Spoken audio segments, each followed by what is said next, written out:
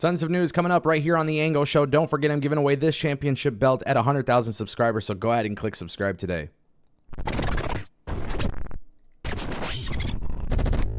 All right, everybody, I want to kick things off with some WWE news. More specifically, WWE has officially announced through People magazine that Solo Sikoa will be taking on John Cena at the WWE Crown Jewel event in Riyadh, Saudi Arabia.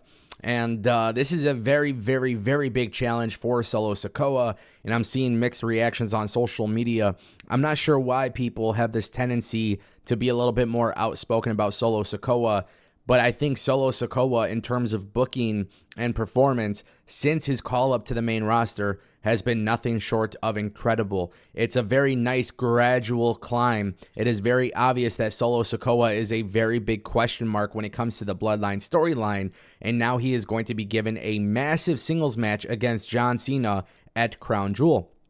Now, the belief with WWE and Crown Jewel is that they are trying to make Crown Jewel a WrestleMania equivalent, which is a very interesting strategy because obviously WWE Crown Jewel is not part of the big four pay-per-views, but if you start treating it as such, then it definitely becomes a feeling of one of the big four, WrestleMania-esque, SummerSlam-esque, Royal Rumble-esque, and I think that could be a very good strategy for WWE. Now, for the people that are critical of Solo Sikoa, obviously we might not see eye to eye on this, but I do think Solo Sikoa should win this match because we don't know what John Cena's future is. It sounds like John Cena might not be in the WWE much longer. We know he has openly spoken about the fact that once the Hollywood strike ends, he will return to work, and when that happens, obviously John Cena will not be in WWE, and obviously it wouldn't make sense for him to go over Solo Sikoa considering that he's the rising star.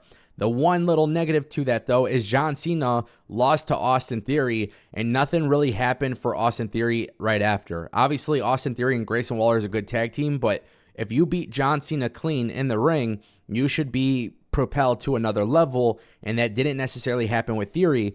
I think that could happen with Solo Sikoa as long as they continue the good booking. Guys, I want to turn our attention to Roman Reigns. Some very interesting stuff coming from Dave Meltzer. Obviously, as you guys know on this channel, when I talk about sources and stuff, I say take things with a grain of salt. However, this does make a lot of sense based on WWE's track record with the way that they've handled Roman Reigns thus far. But Dave Meltzer has basically come out and says that Reigns will not be part of Survivor Series, but instead he will be part of the Royal Rumble pay-per-view in January. And I'm actually not mad about this, especially because WWE is not doing the traditional Raw versus SmackDown thing, champion versus champion. I do think it is interesting that Roman Reigns can hold this belt for so long without so many title defenses. Obviously, that's the part of making Roman Reigns a special attraction, which is why I'm glad we have a World Heavyweight Championship belt. But it does get a little bit frustrating, I'm not going to lie, when I see that Roman Reigns is missing these big pay-per-views, WWE selling out of Chicago, and granted, yeah, they don't need Roman Reigns to sell out the pay-per-view, which is phenomenal, but at the same time, too, this is the guy carrying the brand forward, and instead, being a part-time attraction at this point. You got guys like Cody and Seth and Drew McIntyre and John Cena and LA Knight and all these other people who are kind of there on TV making up for it. Keep in mind, though, Survivor Series, Roman Reigns not being there isn't necessarily a big deal, especially if you factor in the two wild cards, which is Randy Orton and CM Punk. We don't know 100% if they're going to be there. We're not going to act like they are 100% going to be there. But if WWE has major surprises for this show, then it obviously excuses the fact that Roman Reigns isn't there. With Roman Reigns being at Royal Rumble, it's going to be very interesting to see what type of story they put from there, because we have LA Knight versus Roman Reigns at Crown Jewel, and then you have to wonder what's the next play right after that. And that's where I think WWE doesn't really have, if there's a flaw, I don't see anybody who's the next in line, and that could be somewhat of a problem for the WWE. So hopefully Roman Reigns, if he's missing Survivor Series, that's fine, but hopefully Roman Reigns is a big, big, big part of the WrestleMania 40 build, and that really cannot start later than Royal Rumble. So Roman Reigns, Royal Rumble, then they have Elimination Chamber. He's got to be there, and he's got to be on TV. This cannot be a thing where the bloodline is carrying him yet again. And realistically, if we want Cody versus Roman at WrestleMania 40, they need to be on TV every single week to continuously build that feud. And how they get there, I don't know. Guys, Ronda Rousey has returned to the ring, but no, it wasn't for WWE. This is probably the most shocking thing I definitely didn't expect at all whatsoever. But Ronda Rousey returned as a surprise tag team partner for Marina Shafir at Lucha Varum, which is an indie wrestling company. It's got a mix of comedy and action and all this stuff. And for some reason, Ronda Rousey pulled up. She pulled up, and it's so strange because Ronda Rousey's the whole thing about Ronda Rousey is that she is retired, right? She left WWE, she's retired, she's no longer with the company, and in this case, she is working for an indie show. So Ronda Rousey went from literally the biggest type of venue that you can do, which is like a WrestleMania stadium, to literally doing a indie show in front of a couple hundred people. I'm not mad about this at all, actually. I think for Ronda Rousey, if she's going to do some indies here and there, that's completely fine.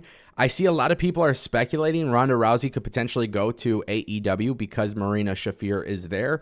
Unfortunately, AEW has never made fans care about Marina Shafir. So you bring in Ronda Rousey, and that definitely helps to an extent. But if you really want people to get excited about a potential tag team, you got to build up your stars on your show.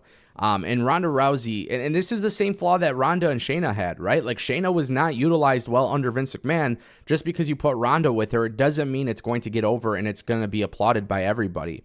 Now, I do want to say that Ronda Rousey's exit from WWE was really weird. And if she's going to do indies and maybe this is something where she's like, okay, I'm going to come back to WWE or I'm going to go to AEW. If she does indies, she can get better experience on the job. That was something that she didn't do before prior to WWE. And it's not that she was bad at WWE or anything, but more experience is always helpful. I don't think you'll see somebody argue that it's not.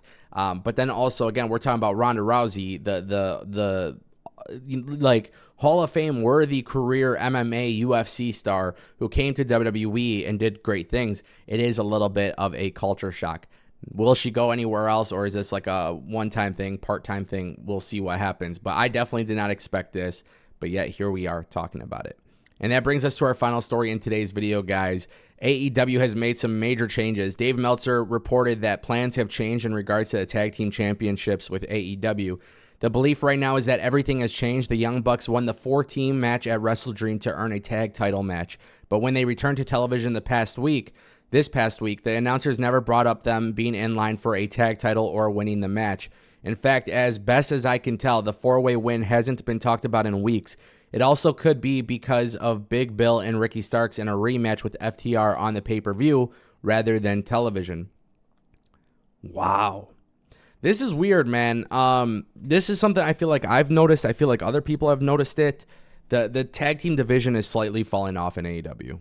And I know some people might not like this when I say it, but the reality is the tag team division is not the same tag team division that AEW was really booking properly for years. In a way, it's kind of become an afterthought. And I don't know if this is a multitude of issues. I don't know if this is just simply because there's storylines that are hotter, but it just doesn't seem like there's that much momentum in this division. And with the Young Bucks and FTR, they're great. But then, when you got to think when AEW first started, people were looking at like Private Party or Top Flight. They were looking at Angelico and Serpentico, and like people were looking at these guys, this tag team division, obviously Proud and Powerful. There were so many different tag teams where people are like, yeah, any one of them could be tag team champions. And then as time has gone on and on and on, it's like you don't really see these major storylines in the division. And I don't know what's the cause of that. Again, I know like the MJF, Adam Cole, Jay White stuff, like that's really good stuff right now. But when you have this tag team division, that's kind of just like, it's just kind of in limbo. It's strange. And it's not because of the competitors. That's the thing. It's not because of Ricky Starks and Big Bill. It's not because of FTR and the Young Bucks. It's not because of the talent. But there's just something there where the focus is not simply quite there. And I don't know what it is. But it is interesting that AEW has made this massive change. And the fact that they're not acknowledging it tells you that sometimes this company doesn't know what they're doing. And there's nothing wrong with that. That's part of growing pains. But to advertise a stipulation for a pay-per-view and then not deliver on it is quite a bad decision. Don't forget I'm giving away this championship belt at $100K. Thank you guys for watching. I'll see you next time.